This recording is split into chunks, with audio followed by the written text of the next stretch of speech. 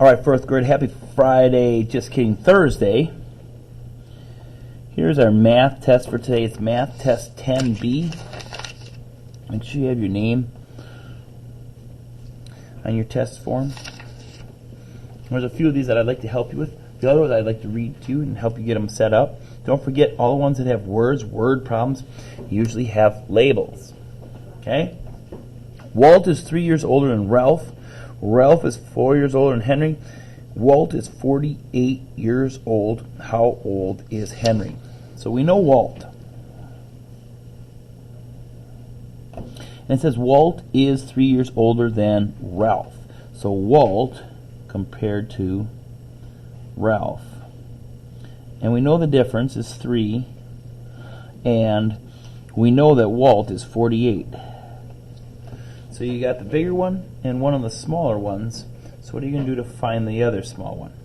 Once you do that, then you're going to have Ralph. For the second part of the problem, the answer you figured out there has to go in here, and Henry is younger than that by 4 years. So your difference is 4. So after you figure out the first one, stick it into your second one, and then go ahead and figure out how old Henry is. And then you're going to have years old. So, yeah, it's going to take you 10 more minutes. Let me come find you. When you submit your Thrivent projects, Yes, do you add in all the participants? I do not at the end. You just put yourself at the center? I just want to make sure that I'm not the only one that does that. Nope, I don't. Perfect, thank you. Okay, class. Sorry I had to help out another teacher. Number 2, it says write the standard form for 5 times 1,000 plus 3 times 100 plus 7 times 10. I would set it up like this. 5 times 1,000, hang those zeros out. And then 3 times 100, hang those zeros out. And 7 times 10. And after you find all of those, then you're going to have to add all 3 of those up to get your answer. Number 3. Lamar is 5 feet 10 inches tall. How many inches is that? Bracket, bracket, plus first goes first, last goes last. 5 feet 10 inches. Feet, inches equals 12. And then when you're done, you should have a label of inches. All right, number 4. There are 12 students in one line and 20 students in another line. If the 2 lines were made even, how many students would be in each line? And here comes from lesson 50. We just had this one the other day. Lesson 50 talks about finding the average. Find the average. So step 1, add. Step 2, divide by the number of numbers. 12 students plus 20 students, and then you're going to divide by 2. And your label will be students. Number 5, it says draw a circle and shade 3/4 of it. What percent is shaded? Now feel free to go ahead and look that up, but you're going to do 2 things. Draw it and then tell the percent.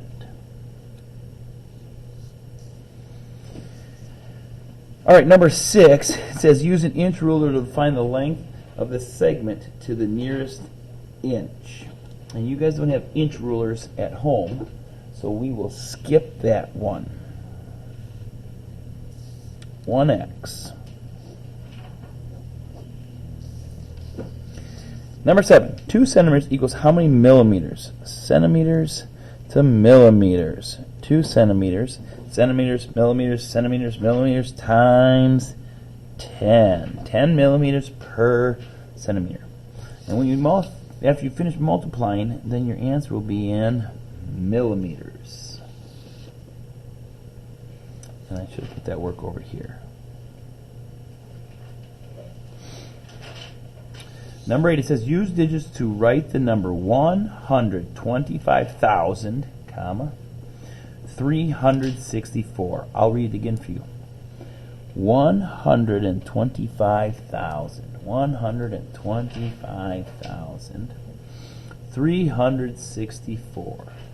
364. Number 9. Remember, this is $24.00. $25.00. This one's $100.00. So make sure you line up the decimal points. Number 11, multiply. 12, multiply. 1, 2 decimal point. 1, 2 decimal point when you're done multiplying. Subtraction, division. Go ahead and set this one up in your box. It'll look like this. Another division with zeros. This is just a division problem, a division bar. Set it up like this. Fractions, 3/8 of a piece of pizza and 3/8 of pizza are eaten. How much is left? And when you subtract 3/8 from 3/8, you're not going to get a fraction anymore. All right, 18. When you set up 18, use your box method. Whole numbers over whole numbers. Fractions over fractions. Again, a third. Oh, it's a plus one, so you're going to add this one. Here's a subtraction, 1/5 and 3/5 minus 1 and 1/5. Whole numbers over whole numbers, fractions over fractions. And then the last one, it says Bev made how many more free throws than Jason? Here's Bev, here's her free throws, here's Jason, here's his free throws. So you got to figure out what those numbers are between 4 and 6 and 6 and 8. And then that would be a subtraction problem. And your label should be free throws.